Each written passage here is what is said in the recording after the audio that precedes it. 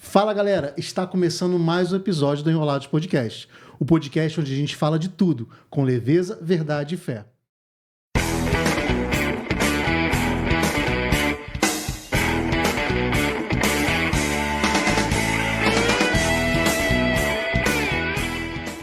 E hoje é um episódio muito especial para mim. O convidado de hoje é alguém que faz parte da minha história desde 1998. Ele foi meu discipulador, padrinho e testemunha de casamento e é uma das pessoas que mais influenciaram na minha caminhada cristã e pessoal. Com muito carinho que recebo hoje, amigo, pastor, esposo, pai, pastor Clay Linhares. Tudo bem, meu querido? Tudo bem. É um prazer estar aqui contigo essa noite. Prazer imenso meu também estar aqui. Uma satisfação, na verdade. Queria que você começasse contando um pouquinho da sua história. Aqui todo mundo que senta aqui já começa contando um pouquinho da história. Maravilha, vamos lá. Pode ser lá Pode ser lá de trás, da infância. Ah, do iníciozinho mesmo? Do início. Ok. Você conhece boa parte, né? Uhum. Então você vai relembrar algumas coisas aí e acrescentar no que você puder também aí. Então, a minha vida foi iniciada aqui mesmo, né, em São João de Meriti, nascido e criado. A gente vai voltar mais adiantando. Eu fiquei aqui até os 40 anos de idade. Nasci aqui, até os 40 fiquei aqui. E aquela história, né, de que muito se propagou por aí, principalmente no meio dos familiares e amigos, de que era uma criança, como se diz hoje em dia, né, atentada. Mas isso, na verdade, é porque não se existiu laudo na época, mas eu tinha hiperatividade. Tem um pouquinho ainda, mas não como criança, porque a gente já gastou. Hoje mais controlado, diminuiu a bateria. A gente já gastou muita coisa, agora virou ansiedade. Agora faz parte da vida.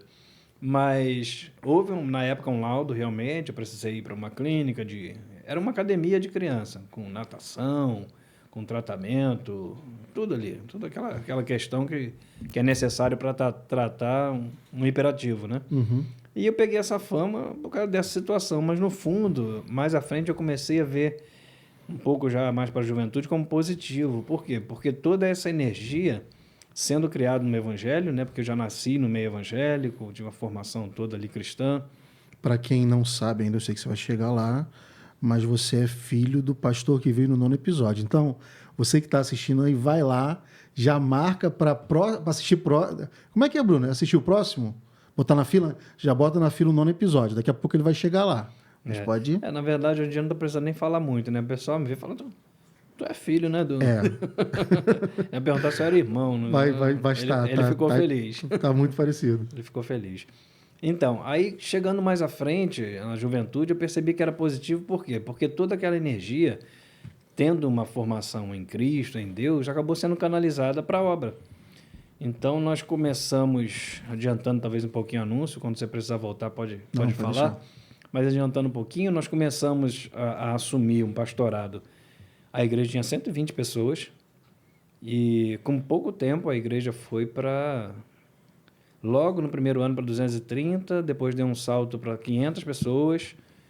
Você já estava com a gente, né, nessa época já, quando nós chegamos a 500 pessoas. De lá para 700 no outro lugar e findando lá, até antes de eu sair, de membresia nós tínhamos média de 2.000 pessoas. Não era a frequência no culto.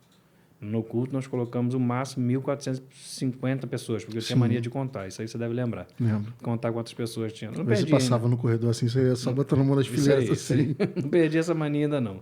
Mas lá era mais difícil, né? Porque começou a arrumar lugar para colocar o pessoal e tal. Então, voltando, essa energia ela foi canalizada mesmo para isso. Então, nós éramos 8 pastores lá, por fim, né? 8 casais. E a parte de movimentação, de agitação, de energia, de congresso, de levar para São Paulo e Brasília, essa parte era comigo.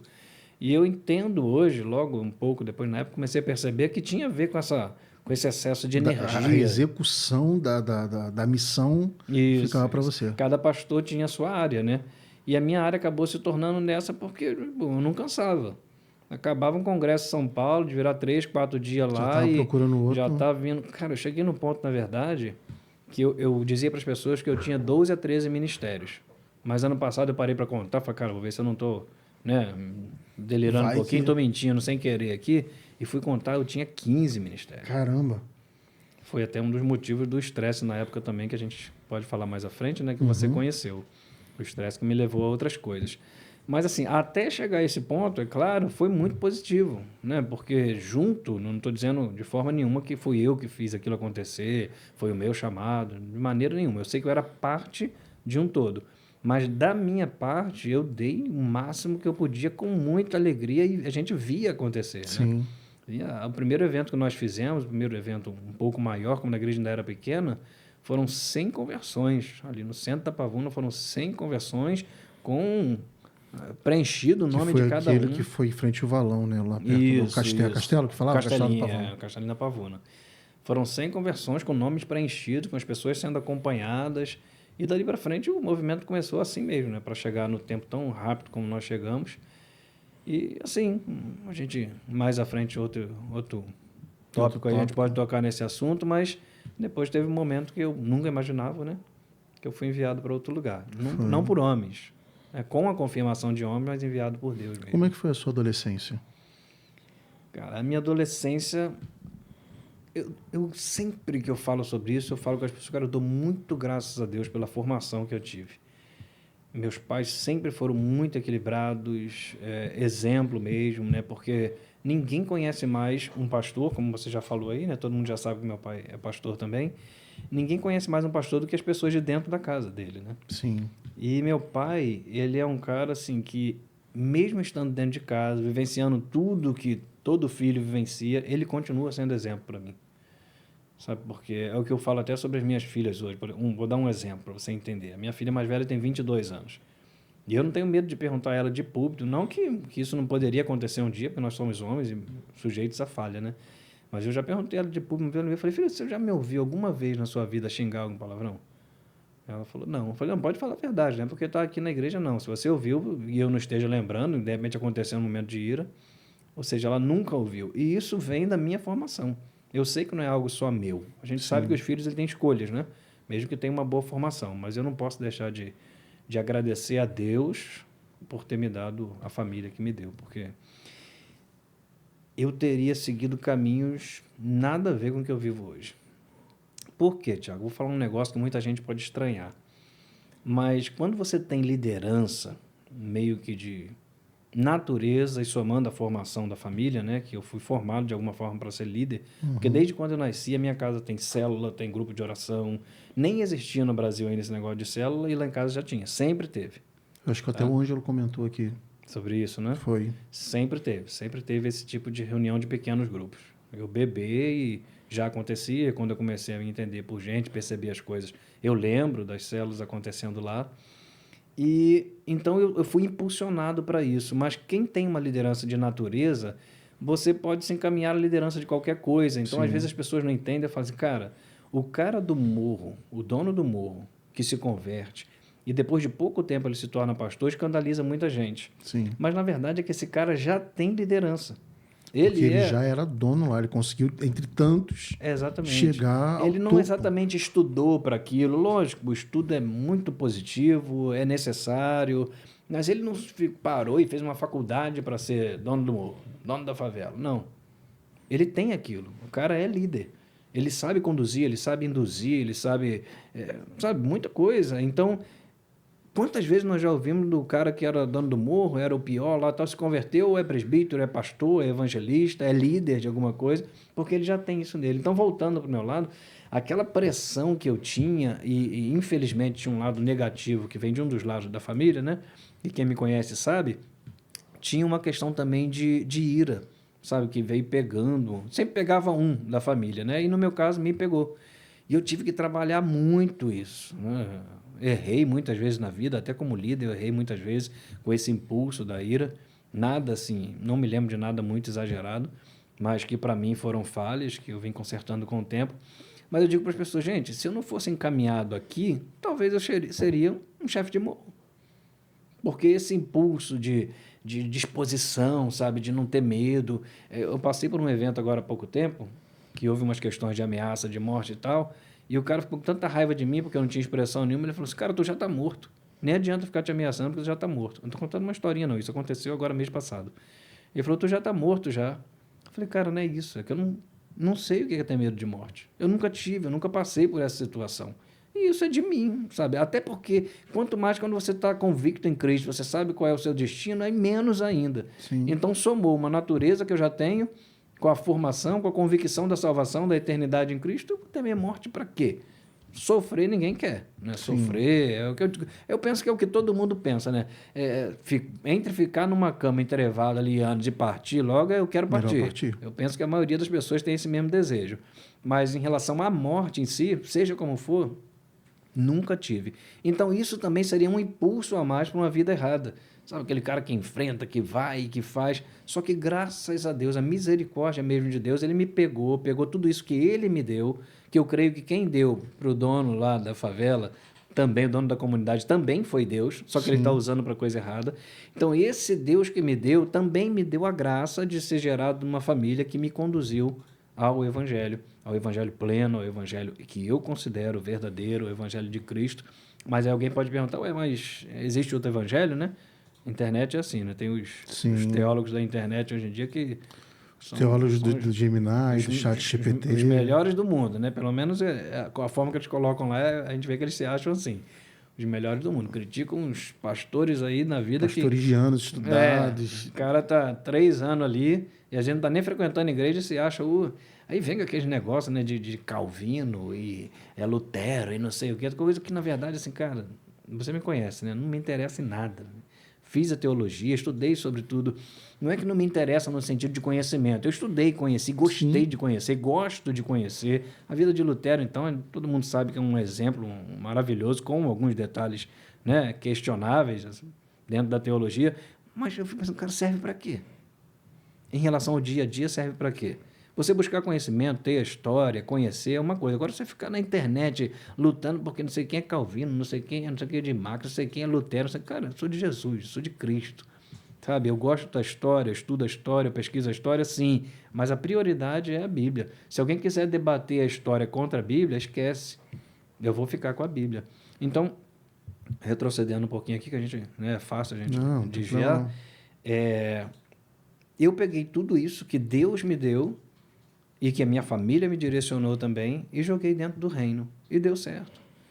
Né? Talvez em alguns momentos eu possa dizer que numa avaliação humana, pessoal, e talvez até um pouquinho egoísta, eu olho assim, parece que não deu muito certo para mim, sabe? Porque eu gastei muito minha vida, sofri muito.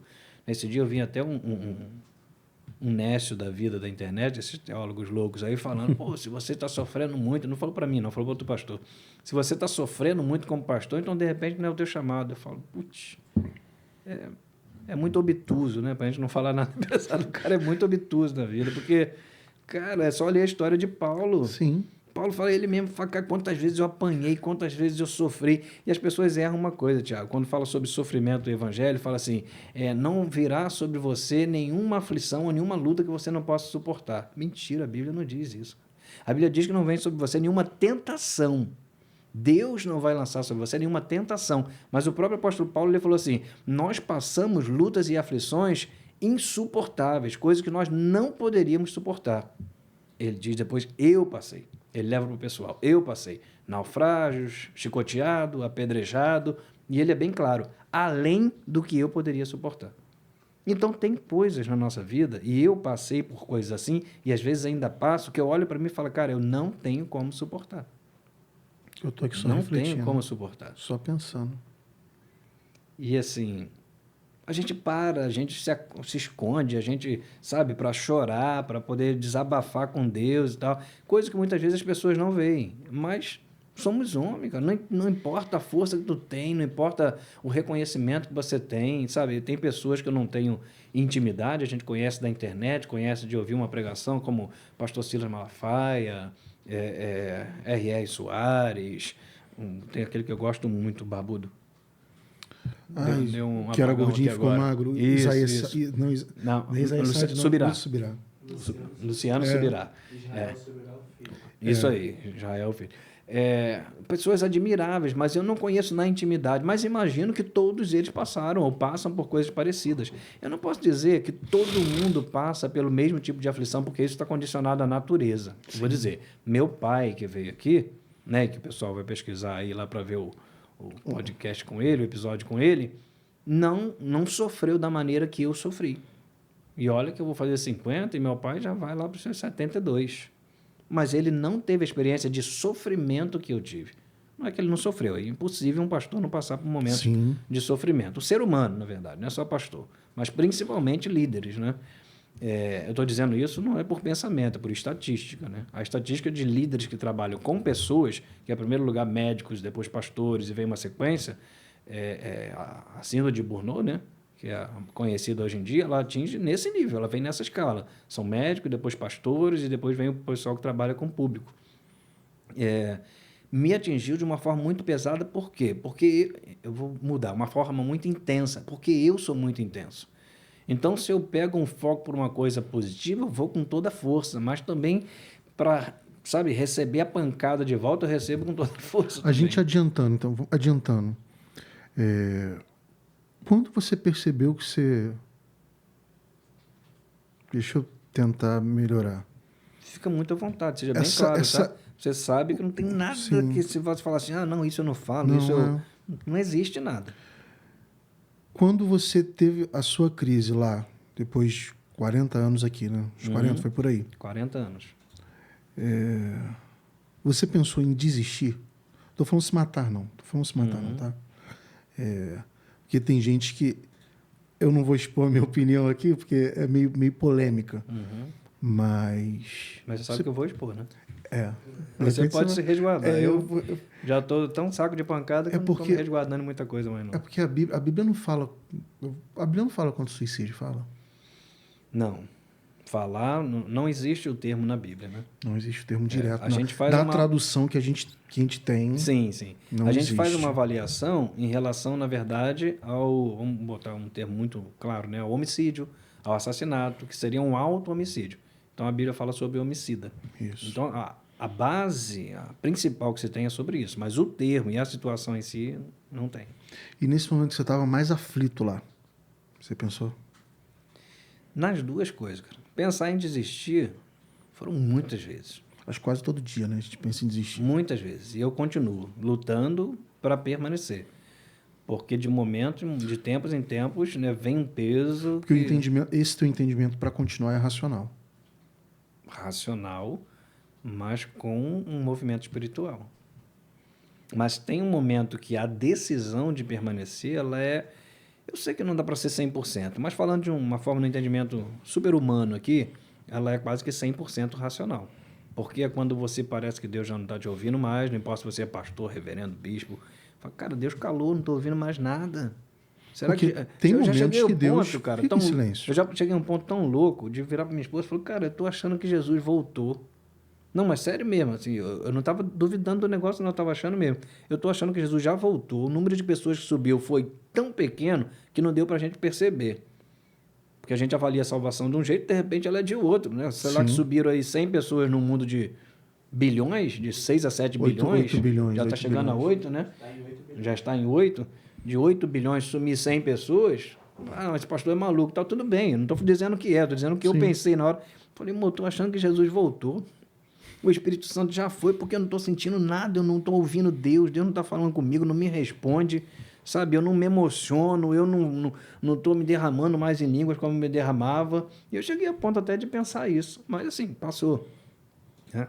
Eu recebi novamente, voltei a falar em línguas, a orar, a receber a revelação das mensagens e sobre vida de pessoas, como sempre.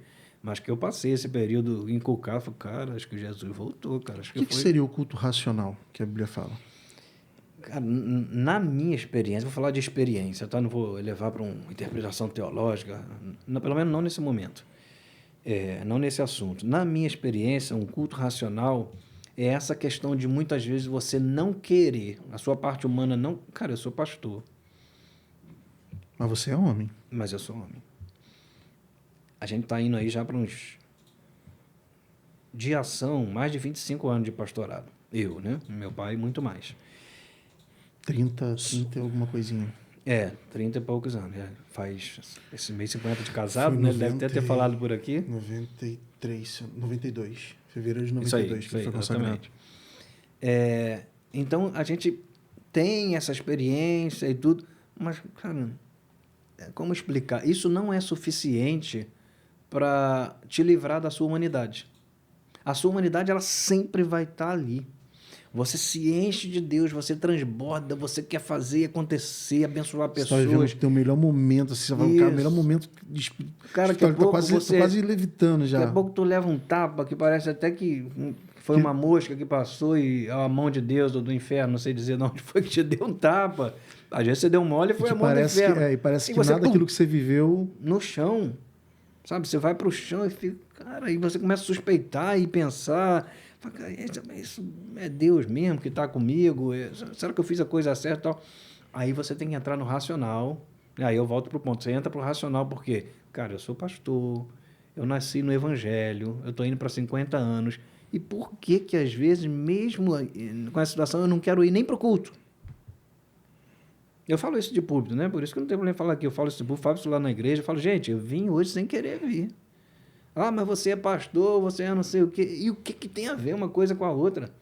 Ah, deve ser porque você não está... Cara, eu como Bíblia. Eu amo Bíblia. É que eu sempre brincava. Eu nunca gostei muito de escola.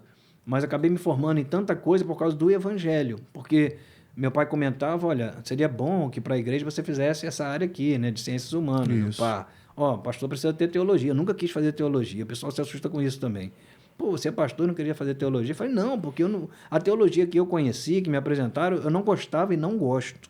Tá? Não é que eu não mudei depois que eu fiz, não. Depois que eu fiz, eu comprovei que realmente eu não gosto. Porque ela traz... Rapaz, eu vi gente junto comigo, que caminhou na igreja junto comigo, que cresceu em Deus junto comigo, que depois da teologia praticamente se desviou. E tá até hoje, tá? Não voltou, não.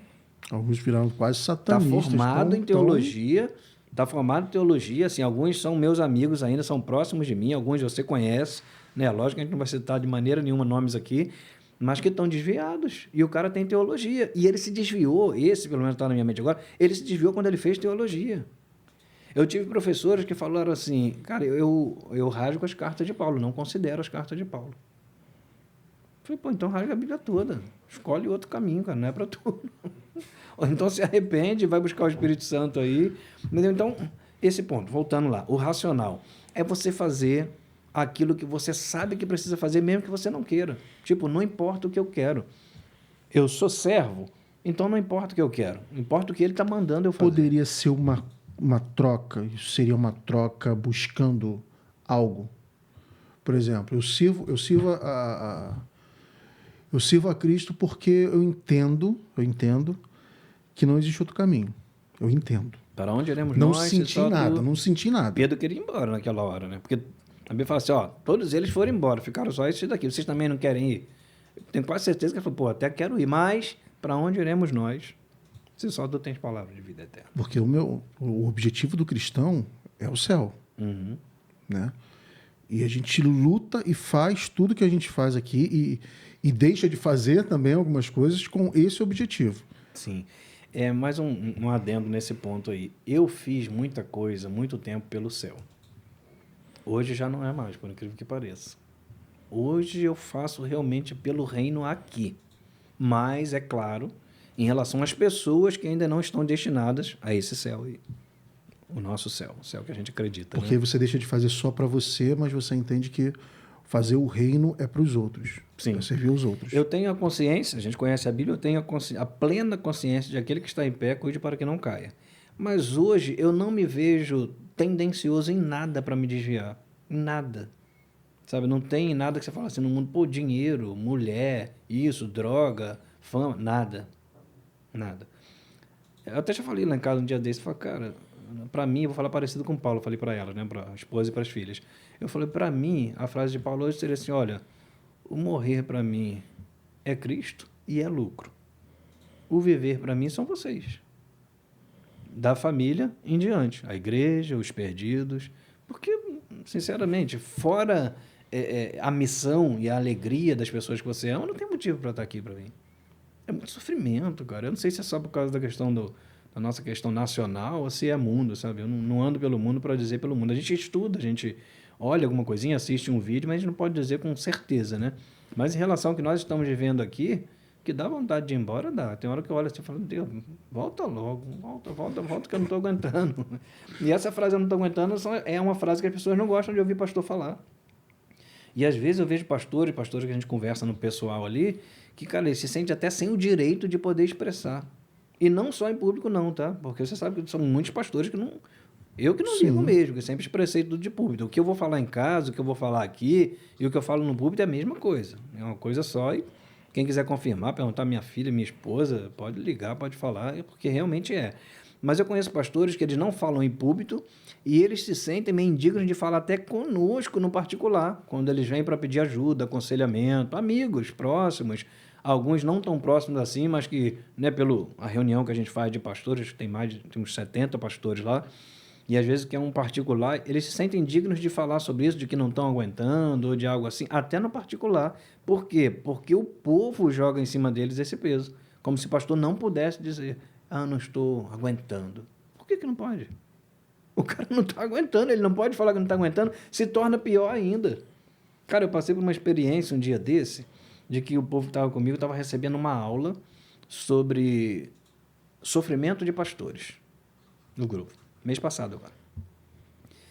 E tiveram duas palestras, dentre muitas, duas foram um sofrimento do pastor e um sofrimento que o próprio pastor causa a ele e um sofrimento que a igreja causa a ele. Não toda a igreja, alguns da igreja.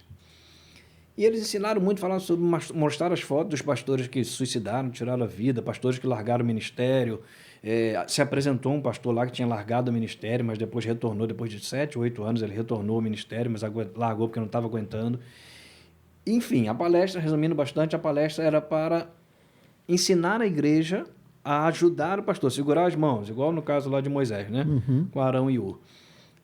A palestra era sobre isso. Então, ensinaram, toma cuidado, né? Você, muitas vezes falando isso ou aquilo e tal, você pode estar massacrando ainda mais o seu pastor. Irmão, no outro dia, porque era um retiro, no outro dia, o pessoal já estava massacrando o pastor.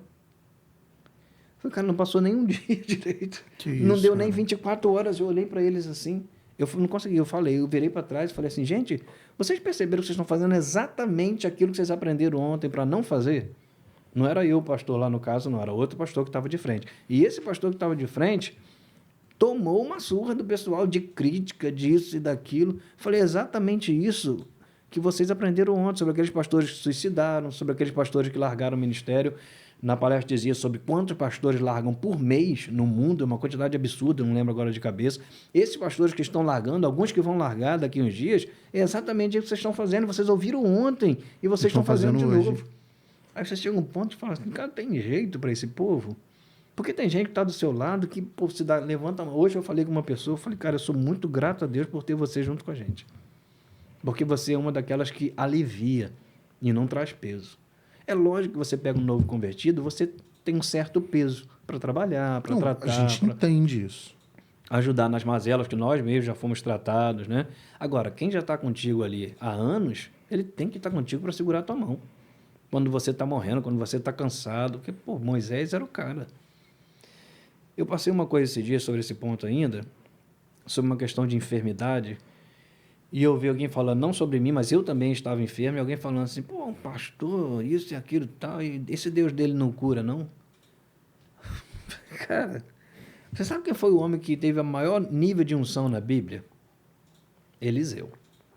Porque Elias foi um grande profeta, e Eliseu recebeu a porção dobrada que estava sobre ele. Então é algo assim que a gente não consegue nem muito mensurar. Que unção é essa que esse cara recebeu? Porque quando a gente olha para Elias e vê o que Deus fez através de Elias, você fala assim, pô, é o top, né? É como se a gente pensasse, assim, para a gente poder entender um pouquinho, Sansão, muito forte, e de repente o Bruno que sucedeu Sansão tem a força dobrada. Você imagina isso? Exatamente. É para a gente poder conseguir, às vezes, entender. Exatamente.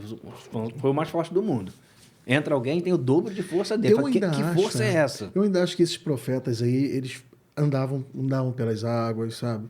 Se transladavam, faziam... É muito provável. Assim, a Bíblia não relata, mas, cara, era um nível de unção. Você vê, tem coisas do próprio Eliseu e de Elias que pareciam decisões que eram quase deles e que Deus respaldava. Porque, tipo, vem uma ursa e come esses moleques que estão me chamando de careca aí. Pô, será que foi Deus que direcionou ele a fazer isso? Eu realmente estou questionando, eu não tenho uma resposta para isso agora não, sabe? Sempre me intrigou isso também. Aí falando, pô, o cara que decidiu e Deus Ó, o poder tá aí, tu faz o que quiser com o poder. O nível de que o cara tinha. Enfim, o ponto que eu queria trazer é, os pastores não poderem dizer que estão enfermos, serem questionados igual eu vi, o teu Deus não cura. Assim, gente do mundo, Tiago, gente não convertida, sem problema nenhum. É parte deles questionar, principalmente aqueles que estão possuídos pelo capeta. Eles né? querem afrontar. O cara tá endemoniado, tu olha nos olhos dele, tem demônios, tu Bruno. meter a mão vai cair, entendeu? Então esse daí a gente já sabe, mas eu tô falando de gente da igreja. Quem traz mais peso... O não cristão não traz peso sobre a igreja. Não traz peso sobre o pastor. Quem traz peso sobre o pastor é a igreja. Parte.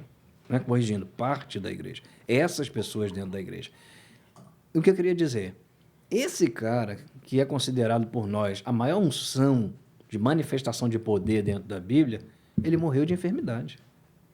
Eliseu morreu de enfermidade. Só que tem um acréscimo aí, estranho e poderoso ao mesmo tempo. Quando o cara morreu e foi sepultado, passa um ladrão, os caras saem correndo, jogam o morto em cima do túmulo dele, da cova dele. Quando o morto bate no osso do cara, o morto ressuscita. Tinha unção no osso do cara. O cara morreu doente, mas mesmo assim tinha unção no osso do cara. Então, a gente vê que a enfermidade, a unção, o poder, a ser pastor, não tem nada a ver uma coisa com a outra. Deus pode curar? Claro que pode. Ele cura, continua curando, ele curava. Mas se ele quiser deixar você morrer de doença, tu vai morrer. Qual o propósito? Eu não sei. Cada um, Deus tem um propósito. Porque eu passei e ainda passo por muitas coisas, essas questões emocionais.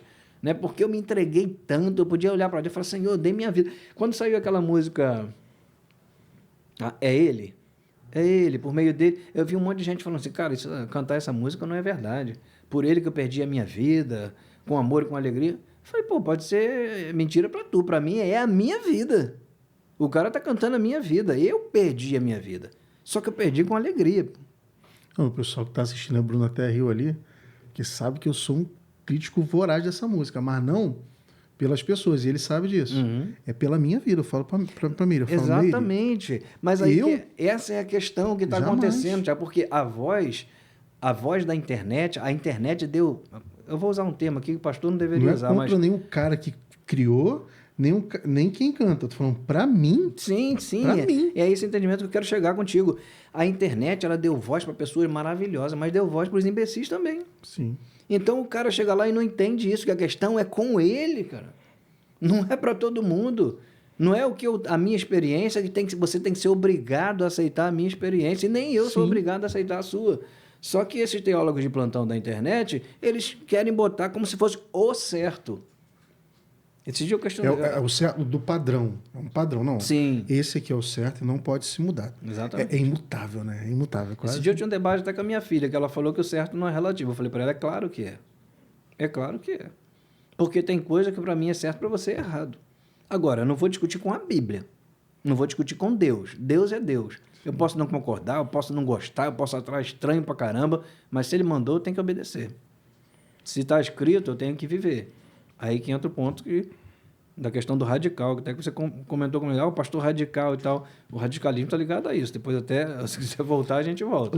Voltando agora aqui, quando eu te conheci, você veio a diácono na igreja. Quando que você percebeu, é uma pergunta que eu faço para todos que sentam aqui, quando você percebeu que era o momento de exercer o pastorado?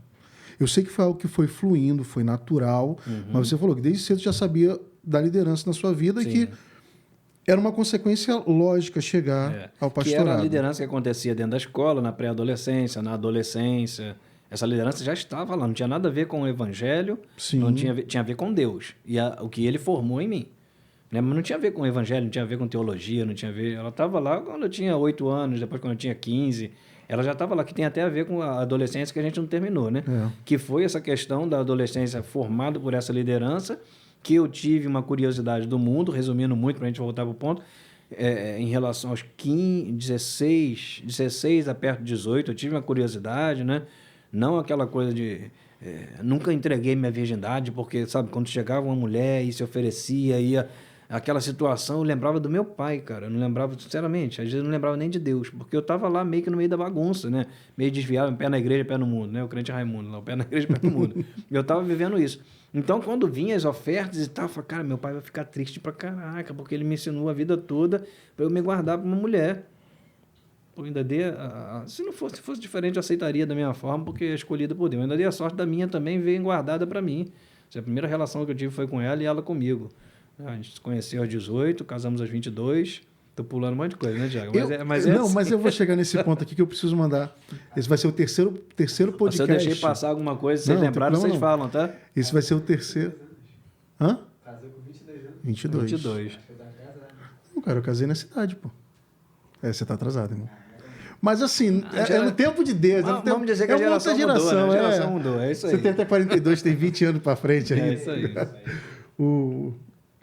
Quem foi que apresentou você e a Simone?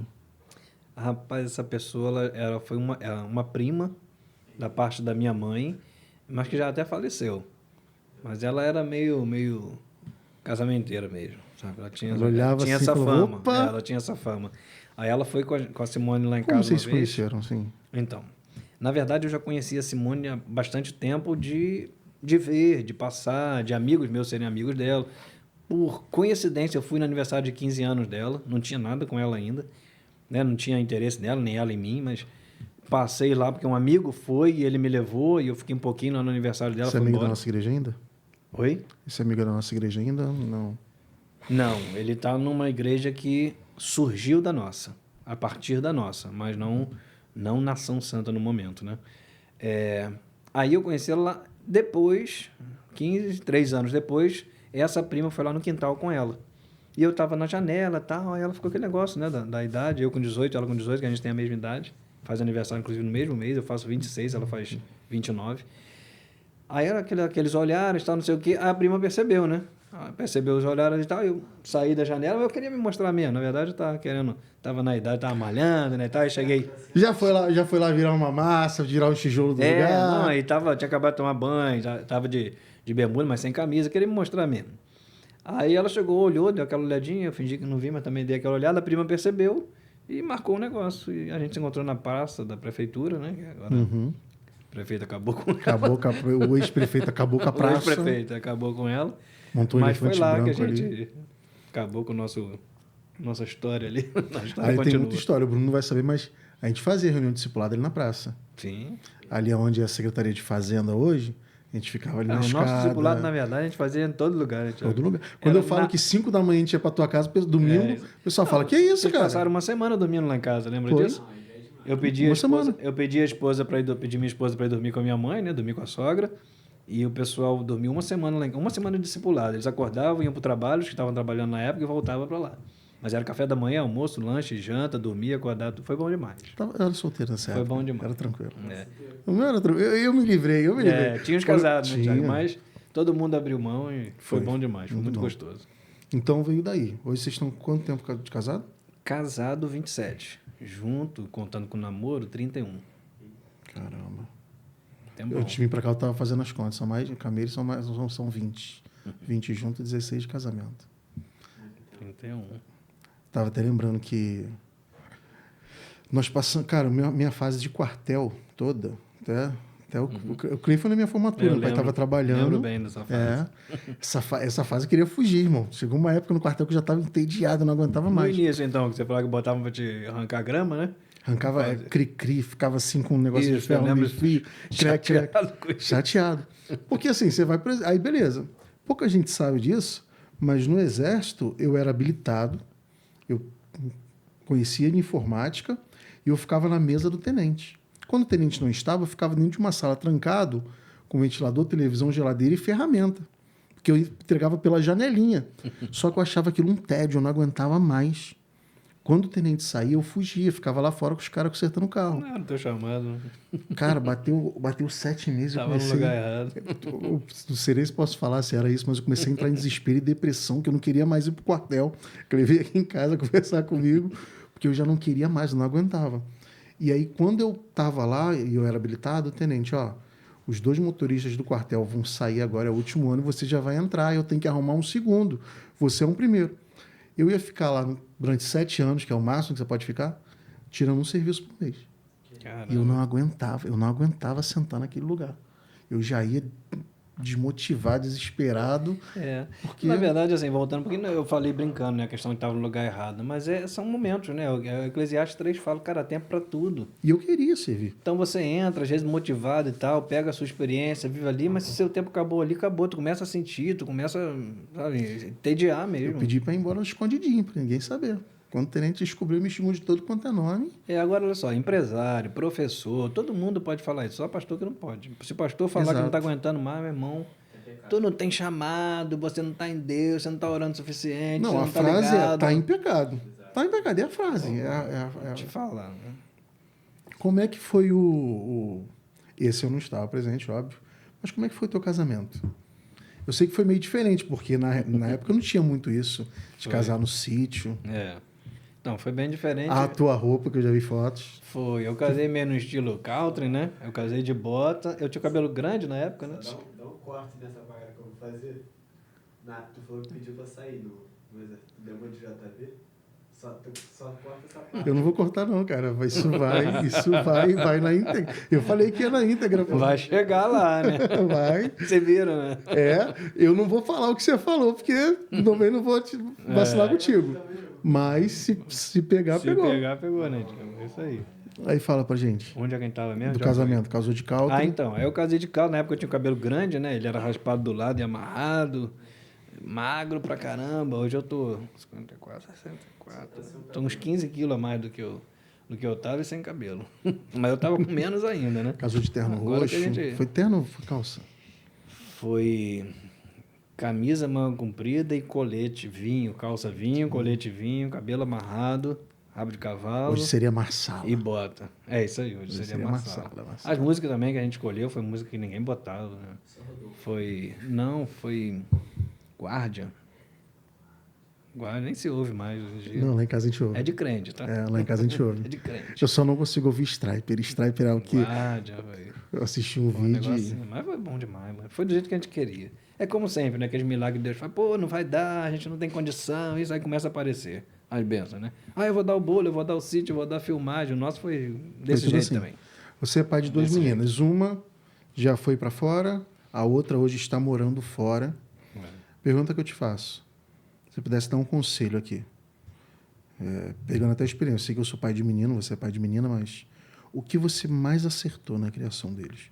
Além de ensinar o evangelho e embutir os princípios. Uhum. Isso aí é fato. Mas o que você acha assim, que mais, não você sozinho, mas você e a pastora Simone, que vocês mais consideraram na hora da criação das crianças, das meninas? Eu falei isso ontem, Dia das Crianças, né? Falei isso ontem. Usei 5 minutos só, eu fiquei olhando para o relógio, mas falei isso ontem. Realmente, como você falou, não tem como tirar os princípios, né? Porque nós fazíamos culto no lar todos os dias da vida das meninas, até elas começarem a fazer sozinha. Hoje nós não fazemos mais, com os 4, até porque Mela está em Oklahoma, né? Está lá fora. Passou um ano, como você falou, voltou, mas quando elas pegaram o ritmo e a gente começou a perceber que elas tinham responsabilidade com prazer no devocional dela, nós paramos, porque o objetivo era formar nelas. Então não existia um dia da semana que não tinha culto no lar, por mais que fosse 15 minutos, mas tinha culto. Tinha leitura bíblica, que era na bíbliazinha delas, né? Elas receberam, as minhas filhas leram vários tipos de Bíblia. Primeiro aquela que não tinha nada escrito, só imagem, que era só imagenzinha, depois imagem com alguma coisinha escrita, depois a mangá, e elas iam lendo e dando para o vizinho que não era de família cristã, né? A mãe dele até agradeceu porque ele desenvolveu muito na escola, foi um negócio até legal. E depois elas leram a Bíblia mesmo, já leram acho que 2 vezes, você está lendo a 3ª vez, a Bíblia de Gênesis, Apocalipse e tal. Então elas tiveram essa intensidade em relação a Deus. Mas o que eu falei ontem é repetitivo. Todo mundo já ouviu isso, mas é a minha verdade. E eu creio que pode ser a verdade de todo mundo. É a nossa vida. As minhas filhas não ouviram dizendo para ela, não assiste esse tipo de coisa, e me viram assistir. Não ouve esse tipo de coisa, e me pegaram ouvindo. Não fala esse tipo de coisa, me pegaram falando. Trate as pessoas desse jeito, e me viram tratando diferente.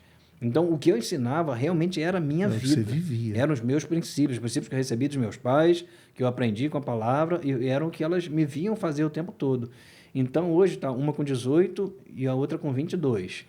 E já estão encaminhando aí para eu não vou dizer que seja com o título, tá? Não é o título que eu vou falar, mas para uma vida pastoral. E às vezes as pessoas falam, por que filho de pastor tem que ser pastor? Cara, não é porque é filho de pastor. Nós temos pastores na nossa igreja, e a maioria deles talvez, que os pais não são, mas eles são. Mas é difícil você pegar uma criação verdadeira ali num pastor, sabe, que ensina de verdade, que vive de verdade, que os filhos não vão ter uma base para poder pastorear. Entendeu? Não estou falando sobre título, mas hoje a Macy tem uma vida de pastora, com 22 anos. Ela cuida, ela ama, ela se entrega, ela faz acontecer. Ela está com 4 ministérios na igreja. Eu estou no pé dela para ela largar por causa da minha experiência, né, de ter estressado. Então, eu estou, você vai largar. Ontem eu falei com ela, abre mão desse ministério aqui. Coloca, pai, eu já tentei e tal. Eu falei, vou tentar junto contigo. Vou arrumar alguém, você vai abrir mão e tal. Mas ela se entrega por si. Agora ela não precisa que eu esteja motivado. É o contrário. Eu estou tentando segurar ela. A outra lá, a mesma coisa. Manda pra gente sempre o que Deus falou com ela no devocional e tal. Ou seja, foi. Sabe? Se não tiver mais pai e mãe, se acontecer, elas estão em Deus agora. Não voltam, não se desviam. Creio eu. A gente sabe. Como eu falei aqui, qualquer um de nós pode acontecer, desviar, pecar. Mas chega um momento que você avalia algumas coisas e fala, não dá para voltar mais, não. Eu acho que eu tô chegando lá. Não dá, não. Eu mesmo, assim, eu já estava pastoreando, e pastoreando muito tempo, e eu lutava contra essa questão. Né? Não que eu estava em pecado, não. Também não estou dizendo que não aconteceram pecados. É lógico que aconteceram durante 30 anos. Em algumas situações parece que o outro lado é mais fácil. Sim. Então, não é que eu não tenha tido essa tendência por muitos anos, mesmo pastoreando, às vezes estava ali, como nós falamos aqui, né, em Deus, não são motivado e tal. Daqui a pouco passava um negócio assim que dava vontade, sabe, de algumas coisas do mundo. Eu não ia, mas dava vontade. Então, eu tinha aquele receio, falei, cara, eu tenho que ficar ligado para não me desviar. Hoje em dia eu não tenho mais isso. Não tem nada lá que eu queira. Nada. Eu não sei dizer se é intensidade em Deus, a experiência, se realmente é a idade, já não sei mais. Mas que eu não tenho mais nada, desejo nenhum no mundo. Eu vejo nenhuma forma de... Estou nem falando de viver em pecado, não estou... Mas, tipo assim, parece que se não houvesse o compromisso de ser cristão, só o compromisso de ter o título de cristão, você fala assim, cara, acho que seria mais fácil. Aí você para pensar, mas seria mais fácil em quê? Foi aí que eu cheguei. Beber, cara, só o cheiro já... Eu cheguei ao ponto de uma coisa que eu ouvi as pessoas falarem e eu não tinha... Vamos dizer, eu não tinha essa certeza em mim ainda. Já pastoreando, tá? Lá no início do pastorado. Das pessoas falarem assim, se não existir céu e inferno, eu continuo vivendo no evangelho. Sim. Eu olhava e falava assim, pô, sério, cara? Eu acho que não. Eu acho que eu ia dar uns vacilos aí se não tivesse céu e inferno. Mas hoje não. Porque não vale a pena. Hoje é o estilo de vida, não é só a salvação, é o estilo de vida. Cara, o meu casamento... Tiago, eu tenho mais de 20 anos que eu não tenho briga dentro de casa. Nem discussão, tá? Não é briga de... não. Eu não tenho briga nenhuma. Nenhuma. De 6 para 7 anos, talvez, de casado, foram as nossas últimas briguinhas e acabou. Briga, assim, mais séria. Nunca houve assunto de divórcio. Nunca. Nunca houve, vou sair de casa, minha mãe, vamos divorciar, não vai dar. Nunca houve. Graças a Deus, no meu casamento. Mas nós tivemos 2 brigas feias. Não lembro se até 5, 6 ou 7 anos, nesse início aí. Depois disso, houve uma decisão que nós nunca mais brigamos. E não é só por causa da gente, cara, é pela mergulha que nós temos no ensinamento daquele que nos criou, que criou o casamento, que criou o ser humano. Então, assim, Simone é quarto de guerra, né? Simone tem um negócio desse aqui com o nome de todo mundo lá, e até ter a resposta, ela está orando. Quando eu acordo, ela já está lendo a Bíblia. E eu amo a palavra, né? Você conhece, eu acabo em Apocalipse e volto para Gênesis. Acabo em Apocalipse e volto para Gênesis. Essa substância, esse alimento que eu entendo, que eu creio, que trouxe todo esse bem-estar. Então, hoje eu não tenho motivo mais, se acabar céu e inferno, eu não tenho motivo mais para mudar o estilo de vida. Eu vivo com as minhas filhas uma alegria maravilhosa. Eu vivo meu casamento, sou apaixonado por ela, ela apaixonada por mim, a gente não briga, a gente é super amigo, a gente é super companheiro, tá tudo de bom. O único problema que eu tenho sou eu mesmo. Eu não tenho problema com as pessoas, eu não tenho problema... O maior vilão sou eu. O maior vilão sou eu, exatamente. O maior vilão sou eu. São os meus problemas internos, no sentido emocional. Já não existe mais a tendência a se desviar, querer um negócio do mundo, uma tentação de uma mulher e tal. Não existe, isso acabou. Não acabou a minha virilidade. É só Mas problema. A questão do pecado acabou, porque eu já entendi. Falei, cara, só problema, eu não quero. Eu vou fumar. Não existe nada. Beber pra quê? Se você for pelo princípio de que fumar, beber e se drogar te estraga, você já Isso aí. Não Se Deus existe. quiser me dar alguma coisa que algumas pessoas consideram no mundo, a única coisa que eu vou aceitar é uma vida com uma regalia financeira. Não vou negar, vou aceitar. Agora, se tiver que fazer, trocar alguma coisa do evangelho para conquistar a finança também, eu também abro mão, não quero, não troco. Acho que não vale a pena. Não tem motivo mais. Não vale a pena, de verdade. Não tem mesmo. Você foi consagrado de quantos anos? 20, ao pastorado? Ao pastorado. 26. Diaconato, eu vou dizer a verdade que eu nem lembro agora de cabeça. Mas pastorado foi 26. Diaconato talvez uns 4 anos antes, 5 anos antes. Não tenho certeza. Eu acho que foi Fazendo os logo assim que eu cálculos casei. aqui. Eu acho que foi logo assim que eu casei. Dá pra gente descobrir depois, se quiser colocar, mas deve ter sido por uns 20, 22, 23 anos, o diaconato. Nesses fazendo cálculo, 20 anos de pastorado. O teu Pastorado tem 2005, de consagração 22 anos 22 e anos. de exercício pastoral uns 25 para 26 anos. Qual é o... Qual foi o... Eu sei que a gente pode voltar lá, mas existiu um outro pior momento do que o que você passou de depressão? Em relação à depressão? É. Não. Com certeza não.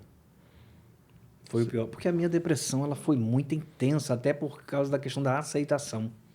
Eu era um sujeito que, por ser muito ativo, né, alegre demais, motivar todo mundo, pular no púlpito, aquilo tudo que você viveu junto comigo também, e que, sabe, eu era apaixonado por esse negócio de empurrar o povo. Cara, enche o ônibus, vão lá, leva o pessoal para conhecer São Paulo, para conhecer ministérios do mundo, tá? Eu amava isso. Foram para Brasília Então, em quando 2008. a depressão bateu, e sempre muita ousadia, né? O pessoal falando, pô, o pastor Clay é maluco, o pastor Clay é doido e tal, mas era eu, sou eu isso.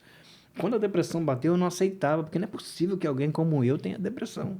Não é possível que alguém tão agitado, tão alegre, espalhando alegria e tal, vai ficar se encolhendo no canto. Eu não conseguia entender. Isso foi o que mais me perturbou, sabe? Na verdade, eu não sabia o que eu tinha até 2015. Eu descobri que eu tinha depressão em 2015. Quando que você foi morar lá para Unamar?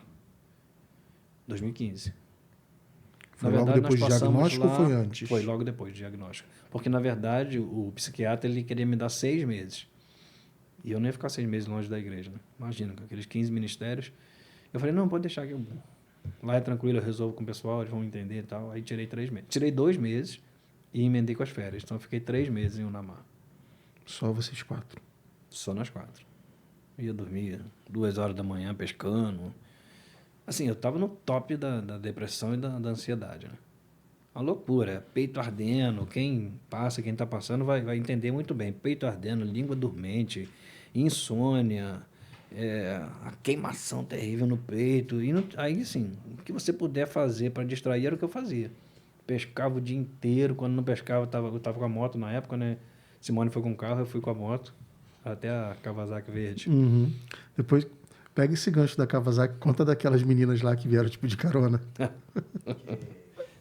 Foi. Então, foi nessa época do ápice da depressão, né? A gente foi para lá e não vou dizer que foi suficiente, tá? Quem tem depressão sabe, né? Mas foi um alívio muito grande, 3 meses vivendo esse tempo lá. 2 meses de licença e 1 mês de férias. Aí essa história foi que eu parei com a Kawasaki. A Kawasaki era muito bonita, realmente, chamava muita atenção. E parei num lugarzinho lá, a Simone foi no mercado.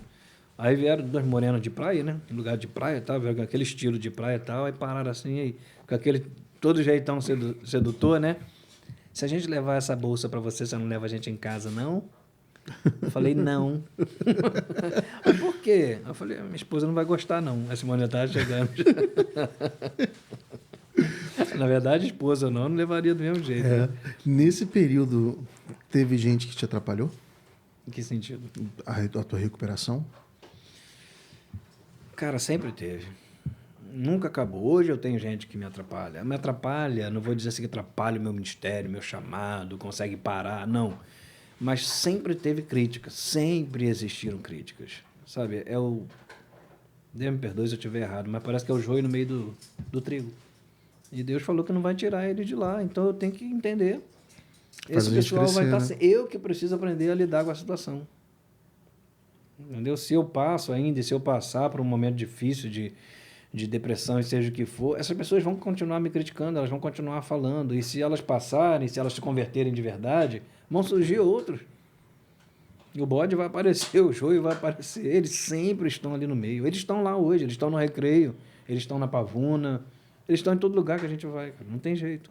Não tem jeito. Eu lembro que você sempre falava assim, pra gente pegar o outro ponto agora. Eu lembro que você sempre falava assim, não, eu nunca vou morar fora. Sempre vou morar aqui em São João. Nunca vou me mudar, eu vejo aqui, porque Deus... Até uma vez você usou um discipulado, falou, eu entendo que Deus me plantou aqui. Eu entendo, né? Eu entendo. E uma vez agora, recente, né? 2 anos, eu usei esse exemplo para Meire, sabe? E como é que foi esse negócio de... Tá dentro ainda da linha do tempo, né? Como é que foi esse negócio de repente... Era muito mais cômodo permanecer na Pavuna. Sem dúvida. Ministerialmente, sem dúvida. Ministerialmente, você segundo teu pai é pastor-presidente, logo você já pensa assim, pastor-presidente, quando ele se aposentar, eu já assumo, já fico aqui, já está tudo pronto, não tenho, de repente, que desbravar nada. Isso daí já estava na mente de todo mundo também, tá? Porque o falecido, né, a memória, pastor Daniel, amado demais pela gente, hoje ele chamou todos os pastores e falou assim, ó, de repente, quando chegar essa época, eu vou ter partido já. Mas você precisa entender uma coisa, não briguem pela posição que já é do pastor Clay. Porque é ele, aí deu aquela palavra e tal. Então, quer dizer, já tinha aquela visão toda, já tinha aquela pressão toda em relação a isso, né? Aí vai e acontece, pode completar aí. E aí vai, acontece, de repente, eu lembro que você chamou a gente para um churrasco. Não sei se foi a gente, lógico que teu pai deve ter sido o primeiro, mas fomos dos primeiros. E você chamou a gente para o churrasco e eu estava do lado do Léo quando você falou, essa é a nossa última reunião.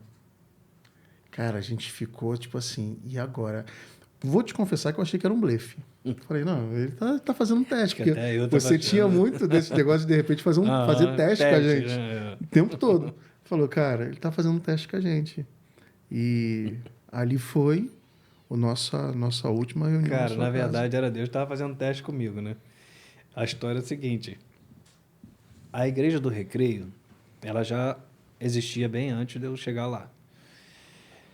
E eu, por incrível que pareça, cara, você vê como Deus, às vezes... Eu vou usar um termo aqui, com todo respeito diante de Deus, mas como é que Deus, às vezes, parece que quer zoar com a gente. Não é isso, mas para a gente entender na forma humana. Eu fui o único pastor que nunca visitou a Igreja do Recreio, a filial. E eu Tinha até um pastor na tua frente para poder assumir. Sim, sim. E eu fazia aula de surf numa rua antes. E eu nunca atravessei nem a rua para ir ver a igreja. Nem Mas sabe por quê? letreiro, nem nada. Quando houve uma reunião de pastores lá, de quem apoiava continuar a Igreja do Recreio ou acabar com a Igreja do Recreio, porque ela estava problemática demais, tinha 10 a 15 pessoas no máximo na igreja, eu fui o único que votou para acabar com a igreja. Era mais um ponto de pregação do que uma igreja, era mais uma célula. De todos os pastores, eu fui o único que votou. Quem vota, então, para acabar com a igreja, para encerrar o trabalho lá e encaminhar o pessoal para outras igrejas? Eu. Nenhum dos outros pastores, 8 pastores, né? Só eu. E Deus me manda exatamente para lá. Isso veio quando você estava em Unamá ou quando você ainda estava aqui? Estava em Unamá. Estava pescando, não? Não. Estava caminhando, fazendo caminhada de manhã. Por isso que eu tive a convicção que foi Deus. E estou hoje lá ainda por causa dessa convicção. Eu caminhando durante as manhãs lá em Unamá, eu comecei a sentir um amor pela Igreja do Recreio, uma igreja que eu nunca conheci e uma igreja que eu fui o único que votei para encerrar ela. Então não tinha como eu sentir aquilo e ser de mim. Como é que eu vou amar uma coisa que eu nunca vi? Eu nunca vi mesmo, sabe? Não é nem, eu nunca analisei, não, eu nunca vi nem fisicamente. Eu não sabia onde eles se reuniam, eu não sabia quem eram as pessoas. Eu nunca tinha ido lá na igreja. E todo dia de manhã, quando eu ia caminhar lá, começava a apertar o coração de amor pela igreja. Eu falei, gente, como é que eu amo uma igreja que eu não conheço nem as pessoas? Porque você ama pessoas, você não ama um lugar. Então, na verdade, eu não sabia nem qual era o lugar, não sabia como era o templo e não sabia quem eram as pessoas. E teve um dia que eu tive que abrir com a Simone. Eu falei, amor, está acontecendo alguma coisa que não é natural. Eu estou sentindo um amor pela Igreja do Recreio sem conhecer a igreja. E ainda mais, eu fui o único que me levantei contra. Contra no sentido de... Na verdade, para mim, eu não tinha nada contra a igreja. Tipo eu assim, queria aliviar... um pensamento lógico, tipo... Isso aí, tipo assim, eu não vou. Eu tinha convicção que eu não ia. Eu não vou sair daqui da Pavuna para ir assumir uma igreja de 10. A Pavuna estava. Era exatamente na época que a Pavuna estava com 1.600, caminhando para 2.000, que foi onde nós chegamos. Falei, não vou sair de uma igreja dessa em que eu estava quase como um dos pastores principais ali, junto com os outros que eram considerados, né, a esse mesmo nível nosso. Eu não posso fazer isso.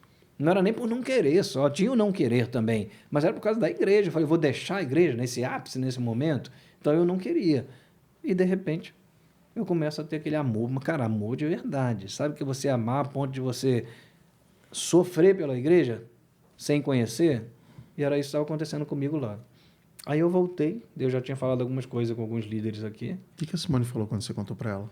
Cara, a Simone está sempre junto comigo em tudo. É bom, né? Em tudo. É bom, cara. Ela só não tá quando eu erro mesmo. Quando eu falo um negócio que, sabe, se eu falar, amor, eu vou lá e vou meter a mão, não vou acabar com tudo, com o ministério, mas eu vou dar na cara dele. Ela fala, não vai não. Aí ela fala que não. Mas fora isso... Eu te repreendo, fica aí. Senta aí. Sai dele, Satanás. Mas fora isso, Simone está comigo em tudo, meu, em tudo. Por isso que eu falo, cara, Deus mandou a mulher nascer lá na Bahia, na mesma época, para trazer ela para cá, para casar comigo, porque tinha que ser ela. Tinha que ser, é muito perfeito para mim. E hoje você entende o porquê você entrou em depressão? Ou ainda está buscando essa resposta? Não 100%, Thiago. Eu não sei dizer se vai chegar um dia que eu vou... Se não for por uma revelação de Deus, de falar assim, ó, foi exatamente por isso. Não sei. Mas eu posso dizer uma coisa. O que Deus usou a depressão para me fazer ser, para me transformar, para me amadurecer. Isso aí eu tenho nítido hoje. Porque também se não tivesse acontecido, você de repente nem estaria no Recreio. Não estaria. Era uma das coisas que não. Só que não era só... Hoje a Igreja do Recreio, assim, ontem nós devíamos estar lá com umas 80 pessoas, talvez, não sei exatamente, menos um pouco hoje, mas a igreja tinha 10 quando nós chegamos. Eu acho um crescimento pequeno ainda, mas na verdade é aquela luta que se existe para fazer equipe. Igreja não cresce sem equipe, igreja não cresce, o pastor é top, o pastor pode ser o crânio, pode ser o ungido que for, não cresce sem equipe, não tem como, ninguém suporta. Então, esse tempo para formar uma equipe lá, para mim, foi muito difícil, foi muito pesado, porque é muita gente que não quer. A gente sabe, a estatística é que 10% dentro da igreja é que faz a igreja se movimentar. Então, se você tem uma igreja de 1.000, são 100 pessoas que realmente estão ativas ali. Lógico que tem igreja que ultrapassa, tem igreja que está aquém, mas a média é essa. Então, você imagina, se eu tenho 10 pessoas, quantos que eu tenho para estar junto comigo? 1. Quando eu cheguei lá, eu tinha praticamente isso mesmo, uma pessoa que realmente eu podia contar. E a igreja foi crescendo e continua assim, depois 2 pessoas, depois... Então, a maior luta que eu tive foi para formar a equipe. Eu vou fazer ano que vem agora 10 anos lá. 9 agora esse ano, 10 anos agora no início do ano, em fevereiro. Acho que é dia 1 ou 15 de fevereiro. Não lembro agora exato. Mas foi a primeira vez na história daquela igreja que eu consegui formar a equipe, foi esse ano. Depois de 8 anos e meio ralando que eu consegui formar a equipe. Caramba. Agora a igreja, eu sei que vai, mesmo que eu saia. Estou dizendo que eu vou sair, né, o pessoal? A gente não sabe por onde vai soprar uma hora. Mas eu falo exatamente isso com ele. Eu falo, gente, como você falou aí, né? Ah, você dizia que nunca ia sair, né, da Baixada, da igreja da Pavuna. E eu falava muito também até sobre o país. Eu falava, não, eu amo o Brasil. E realmente eu amo. E hoje eu ainda não tenho intenção, mas eu não falo mais nada. Não falo mais nada de que eu não vou, de que, eu vou morrer na igreja do Recreio. Não, mas você deixava bem claro que você entendia. Você não falava que Deus falou que você não ia sair. Sim, sim. Você entendia. O problema é que daqui a pouco a gente vai caminhar, o problema é usar o nome de Deus para tudo, né? Essa é a maior dificuldade. Isso, eu creio que é difícil você ver, você que me conhece, é difícil você ver falando assim, ó, Deus me falou. Deus pode até ter me falado, mas eu prefiro falar numa conversa contigo. Porque se por acaso a minha humanidade falou mais alto, a culpa não está sobre Deus, está sobre mim. Exato. Né? Então, eu sei que tem muita gente que sabe lidar muito bem com isso, mas o imaturo ele não vai saber lidar, ele vai acabar culpando Deus porque Deus falou. Inclusive, tem aquela questão que as pessoas não entendem, né? Deus pode te fazer uma promessa. Aí tem músicas, tem pregações que vai dizer a promessa vai se cumprir. Não, meu irmão. Não é porque Deus te fez uma promessa que ela vai se cumprir. Deus pode te fazer uma promessa e ela não cumprir. Pastor, pode.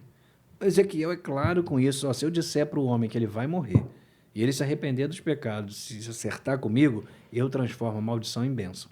Se eu disser para ele que ele vai ter vida plena, mas ele se desviar dos caminhos, eu transformo a bênção em maldição. Então a promessa sempre vai estar condicionada a nós. Se Deus te faz uma promessa, não adianta você deitar, igual o pessoal fala, descansar em Deus é uma coisa. Deitar e esperar a promessa chegar é outra. Descansar em Deus é o seu coração descansado, sabendo que Deus está contigo, que Deus vai fazer. Mas se Ele te faz uma promessa e você se desvia do caminho, não vai acontecer, meu irmão. E não adianta culpar Deus, porque se você estudar a Bíblia, você vai ver que toda promessa está condicionada a nós. Toda. Se você fizer estudo das promessas, vou pegar a Bíblia e vou estudar só promessa. Você vai ver que todas elas têm... Se não tiver a palavra se, tem uma condição que vai te mostrar que existe um se ali. Se esse povo se converter, se esse povo se arrepender, sempre tem um se. Toda a promessa é condicionada. E é difícil o povo entender isso. Fala, se Deus tem uma promessa para você, você não vai morrer enquanto o projeto não se cumprir. Você pode morrer antes do projeto se cumprir. Se você estiver se alimentando mal, se você estiver maltratando o seu corpo, teu corpo não vai suportar. É igual a questão da cura. Quanta gente eu vi já morrer de câncer, mas que foi curada de câncer. Caramba, como é que é isso? A pessoa foi curada e voltou a comer, se alimentar e viver as mesmas coisas. O câncer voltou. Quando Deus te cura, Ele não te torna imune. Ele te deu um corpo que tem uma limitação. Não é uma porção de imortalidade. Exatamente. Ele não te transformou no super-homem, Ele te curou. Mas ele te deu um corpo que existe um limite. Então ele disse assim, vai, tá bom, te curei aqui do câncer. Vai e não peques mais, para que não lhe suceda algo ainda pior. O que é pior do que o câncer? Pode ser um câncer que vai matar. Primeiro foi um câncer que teve uma cura, agora você vai ter um câncer que vai matar. Um câncer duplo. Então tem muita gente que fala assim, pensei que tinha sido curado, mas a pessoa não foi, né? Caramba, a gente pensou que tinha sido curado. Foi curado sim, cara, só que voltou e recebeu de novo. E é assim com tudo, é assim com todas as promessas, e é assim com a gente, é assim comigo lá, é assim com todos os pastores. Não é porque Deus falou que vai acontecer. Deus tem autoridade para fazer quando Ele falou. Mas se você... É igual a questão do namoro que eu pregava muito, né? Que você viveu muito isso, passou muito isso. O pessoal, há um tempo atrás, me questionaram aí, depois eu até falei nesse último acampamento. Pastor, e o pessoal que viveu lá no compromisso, o namoro em santidade, e o casamento desandou? Eu falei, meu irmão, você pode viver o namoro mais santo do mundo, que se você desandar depois dentro do casamento, você vai colher a consequência do que você desandou. Sim. Fui aqui, santidade top no meu namoro. Aí entrou no casamento, eu comecei a assistir pornografia para ter relação com a minha esposa, eu traí a minha esposa, eu fiz isso e aquilo, e quer que a bênção do casamento venha suprir é como se você tivesse esse plantio aqui. Carregado todas as bênçãos até o final, né, da morte, durante o namoro, e agora só desfrutando. Vai ficar desfrutando, e não é assim que acontece. Então não adianta ficar, esse namoro não funciona, não tem bênção. Todo propósito em Deus tem bênção. Todo propósito. Cara, pode ser o mais simples. Vou passar uma semana sem televisão e tirando 5 minutos de oração por um ponto. Tem bênção para isso. Eu vou passar uma semana sem tomar refrigerante aqui, com oração e leitura num foco aqui. Tem bênção. Todo propósito. E é a Bíblia que tá. Não estou falando de mim, não. Tá? Você sabe que é a Bíblia que fala isso. Fala, não tem nada que você faça para o seu Deus que fique em vão, sem uma recompensa. A Bíblia diz que não tem nada que você faça que fica sem recompensa. Então, se você teve um namoro em santidade por causa do reino de Deus, com certeza você tem bênção por causa daquilo. Agora, se você entrou no casamento e você meio desandou tudo, você vai colher também daquilo que você plantou depois que casou. Sim. Então, não adianta querer segurar uma bênção do passado por causa de uma coisa que você está pecando agora. Não vai acontecer. Não acontece, de jeito nenhum. A gente vai dar uma pausa aqui agora, nosso intervalo aqui, depois de... Ali tá batendo 1h11 já. É rápido. Tempo passa. Tempo passa. O Bruno vai trazer aqui pra gente. Tempo passa, tempo voa, mas a poupança Bamerinos fechou. Acabou, né? Acabou. Até a poupança Bamerinos. O Bruno já trouxe aberto aqui, que eu sempre tomo uma surra para cortar o lacre, né? Da Mose Alimentos, nosso patrocinador, como você já bem sabe. Esse é bom. Fica lá na Avenida Carioca. Cara, deixa eu falar um negócio dessa rapidinho aqui, acrescentar. Eu já visitei essa fábrica, né? Eu nunca fui numa fábrica tão limpa, tão detalhada, tão perfeita como ela. Não tô só puxando por causa dele, não. Tô falando a verdade mesmo. Eu entrei na cara, a limpeza, o padrão, sabe? Tudo que você pede. Sim. De higiene, tudo que você pede de norma. Cara, tem tudo. E eu tudo. posso falar... Da qualidade do produto, que tem que botar, como é escolhido. Eu tenho alguns clientes de comida, né? E eu tenho 3 clientes que estão nesse padrão. Eu tô lá na fábrica pelo menos uma vez na semana. Uma vez na semana eu tô lá e realmente é a mais pura verdade. Se depois eu posto uma fotozinha aí no Instagram aí, eu de touca na barba. E, irmão, eu não posso mostrar lá dentro porque eu não tenho essa autorização. Mas, assim, é esse zelo. E tem uns lugares que a gente visita, que eu já fiz orçamento em alguns lugares, você fala assim, cara, eu como aqui, eu já comi aqui. Como é que pode, Eu né? passei por isso há pouco tempo, cara. Uma famosa, sabe? Quem produz para eles não é conhecido. Eles são famosos, tá? Lógico, pode ficar tranquilo que eu não vou citar nome de nada, né? Tem essa consciência. Mas quem fabrica para eles uma situação especial, que tem até um renome esse tal alimento, cara, o lugar que é fabricado, tu não acredita. Tu chega na loja, é linda, sabe? Tudo muito lindo. Então, o lugar que é fabricado, eu falei, cara, não tá nem perto, porque eu fui lá na fábrica também, né? Falei, não tá nem perto do que eu vi lá. Assim, não vou dizer que é porco, não, sabe? Mas não chega nem perto, é um negócio assim de quintal mesmo. E pum, vende Bonitão. pum, quando tu chega na cara mesmo da loja, um negócio lindão. Aquela época que eu trabalhava com a Doideira. Fiorino, que eu tinha Fiorino fazer entrega, e a gente trabalhava pro Mate Leão, né? E a gente visitava vários lugares de alimento, mercado, restaurante, irmão. Eu fui no restaurante que é muito caro. É muito caro. Ele fica de frente pra praia. Ele é muito caro. Não vou falar da minha especialidade, senão não foi, né? Não dá problema. Quando eu entrei lá e eu olhei assim, o cara falou, não, pode botar aqui a bebida nesse canto aqui. Irmão, Isso nos bastidores, né? os bastidores. É porque se eu entrar muito em detalhe, o pessoal Não, consegue acaba saber. pegando, É. né? Mas assim, imagina aquelas 3 latonas de lixo que tem em condomínio, que você levanta a tampa, que aquele cheiro podre ali, e as bebidas aqui em cima, a prateleira, com farinha, para fazer a farofa, a famosa farofa que eles faziam. Eu falei, Meire. Aí eu já cheguei espantado. Esse foi o primeiro baque que eu tive. Depois eu fui visitar um mercado que já é falecido, o mercado que é Medroso. Para quem entender aí vai entender. É Medroso, o outro é... Irmão, quando eu entrei no carga e descarga do mercado, a quantidade de Mickey Mouse passando por cima de tudo, eu falei, cara, Caraca, doido. aonde Parece eu... mentira. E eu né? ia aqui em Coelho da Rocha comprar nesse mercado. Eu falei, gente, onde eu tô? E por último, quando eu fui numa das maiores redes de mercados aqui do Rio de Janeiro, que ainda é existente, né? Uma das maiores redes, e de todos os carga e descarga que eu fui, esse era o pior, mas esse era o... Se eu falo assim, se a entrada é aqui, que é e o carga e descarga dele, qualquer um passa e vê. Se aqui é assim, se alguém só passar e reparar, imagina como é que não é lá dentro, no armazenamento. E aí a gente visita, quando a gente conhece o padrão de qualidade que tem esse produto aqui, a gente visita. Você chegou aí lá na confeitaria depois da obra? Irmão, Muito. Então, foi quando eu me admirei até de um detalhe. Porque assim, já fui em outros também, como você, né? Uma área que eu gosto, né? Sabe, empreendedorismo. Então, apesar de não executar, mas eu gosto da área. É uma coisa que eu gosto de estudar, gosto de ver. Eu já fui em outras. Já fui até em famosas também, de iogurte e tal. Vou de propósito mesmo, por prazer. Quando eu fui nessa, teve um ponto que me chamou a atenção. A gente passou tudo fechado, tudo com tela, né? Tudo branco, para aparecer se para tiver aparecer a sujeira. uma sujeira. Aí a gente passou num lugar que o funcionário estava parado assim na porta e estava uma greta e ele conversando com a pessoa. Aí o patrão lá, né, que estava passando, apresentando a empresa, falou, cara, desculpa, mas eu tenho que te chamar a atenção de novo. Não pode deixar uma greta, porque se deixar uma greta vai entrar uma mosca. E se entrar uma mosca aí lá dentro, eu vou perder todos os salgados, porque eu vou jogar tudo fora. Exato. E eu vou te contar, aí, né, deu uma chamaria, eu vou te contar de você o valor de uma remessa inteira de salgado. Eu falei, caraca, o cara não deixa entrar nenhuma mosca. Quando a gente vai nos lugares aí que a vitrine já tá cheia de mosca, o cara não deixa entrar nenhuma numa fábrica inteira. Vencido é vencido. Caiu no chão fica. Isso aí. Não existe esse negócio, tipo... Não, eu fiquei desculpa aí o top. pessoal que trabalha lá, mas vou soltar. Cara, eu já vi fardo de coisa cair no chão. Caiu no chão, esquece. É lixo, é descarte. Não tem essa... Ah, não, vou... Não, é descarte, é lixo.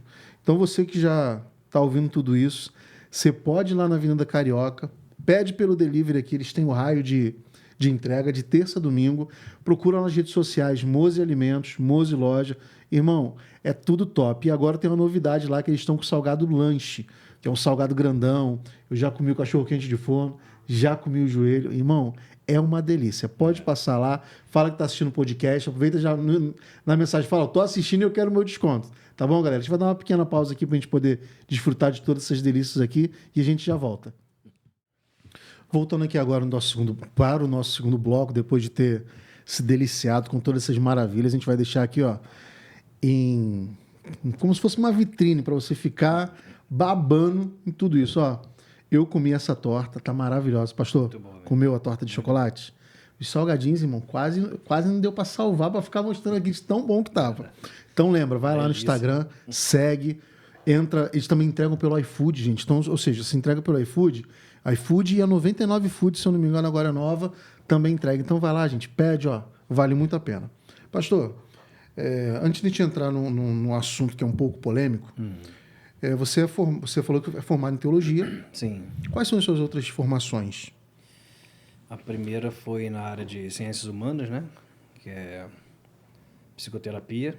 Depois a teologia, o mestrado em educação. E o doutorado que eu tenho não foi em questão de estudo, de dedicação de tempo, nesse sentido, né? De faculdade, coisa assim. Ele foi... É um ganho, na verdade, né? É um reconhecimento por obras feitas em relação à comunidade e tal, que é o honoris causas. Só que é um doutorado que realmente é válido como doutorado. Se eu tiver que lançar um livro nos Estados Unidos, que lá nos Estados Unidos tem alguns livros que só pode lançar se você for doutor. Tiver um doutorado. Então, é um diploma que vale a nível mesmo de doutorado, né? É o que eu mais gosto dele, porque, na verdade, eu não conquistei ele por estudo. Por esforço, para, tipo assim, uma meta. Eu vou conquistar isso aqui. Não, Isso, foi reconhecimento. Foi reconhecimento de uma dedicação por vidas, né? Então, se eu tenho que me agarrar um pouquinho a é esse, para lembrar qual é a meta aqui, né? Falando nisso, não estou falando de livros impressos. Quantos livros você tem escrito? Não de impressos. Somando com os impressos, eu acho que está chegando a 15 livros. Quantos impressos? 2 impressos. O mais polêmico? Com certeza, Deus, pênis ou vagina. Por quê? Cara, o livro ele fala sobre uma escolha mesmo que as pessoas fazem. É uma coisa do dia a dia, escandaliza muita gente, né? Esse dia, né, alguém conhecido me mandou uma mensagem, até não falou mais comigo, parou de falar. Assim, não sei se parou de falar chateado, né? Mas por tão escandalizado, ele falou, cara, por que você fez um título desse, não sei o quê? Já está há muito tempo aí o livro, mas a pessoa viu por agora. Aí eu tentei explicar, né? Porque na verdade, assim, é uma vivência de todos os dias. As pessoas escolhem entre Deus ou a imoralidade sexual. Elas escolhem entre Deus ou um homem ou uma mulher. E o livro quer mostrar não só a questão da imoralidade espiritual ou pecado, né? Mas trocar Deus por uma coisa física, sabe? Uma coisa tão banal de pessoas que morrem e o bicho come. O foco do livro é esse, apesar dele ser escrito na ordem de Gênesis e Apocalipse. Eu passei ali 4 anos lendo e copiando e anotando Gênesis e Apocalipse. Então, os capítulos, inclusive, são nessa ordem, né? Vai na ordem dos Pentateucos e é assim que ele é formado. É, com certeza, o mais polêmico. O outro é bem leve. Tem algum livro que você já gostaria de ter lançado? Tem. Provavelmente o próximo, que é O Deus da Bíblia. Eita. Isso aí vai contra muita coisa, inclusive contra o nosso assunto, né? Sim. Ele bate em muitos assuntos que... Cara, não é, na verdade, uma questão... Às vezes parece que eu gosto de polêmica. Sim. Não é que eu gosto de polêmica. É a paixão da minha vida, né? Que é 2 Timóteo, tal, que eu já até te falei. Ele tem uma referência, eu acho que até que é um versículo anterior ao que eu amo, 2 antes, que diz assim, seja moderado em todas as coisas. Então, na verdade, a questão de eu muitas vezes estar em pontos de assunto polêmico é que eu tento trazer essa moderação. Porque eu vejo pessoas, o famoso 880, pessoas puxando para o 8 e outros puxando para o 80. Só que a Bíblia, em muitas partes, ela vai te orientar ao equilíbrio, sabe? Então, eu entro para tentar, na minha pequenez ali, mas com a graça de Deus, trazer esse equilíbrio em muitas coisas. A gente não é entendido, né? Em muitas coisas que a gente entra e tal, mas eu continuo fazendo, na verdade, aquilo que Deus me leva a fazer, que é tentar levar o equilíbrio para essa questão dessas visões polêmicas, desses assuntos polêmicos. O meu foco, na verdade, em questão de polêmicas é esse, é ser moderado, é levar o equilíbrio. Não é ir contra, mas sim trazer a luz da Bíblia.